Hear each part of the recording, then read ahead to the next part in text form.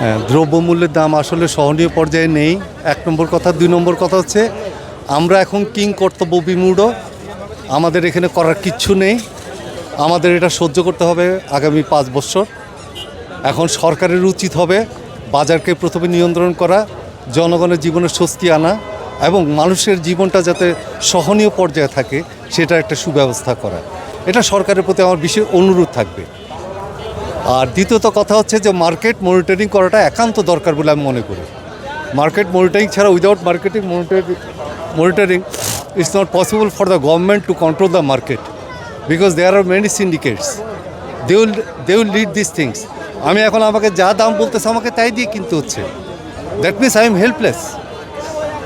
এখন আমি যদি কেনার সামর্থ্য থাকে তবুও আমাকে কিনতে হবে, আমার যদি কেনার সামর্থ্য না থাকে তবুও আমাকে কিনতে হবে।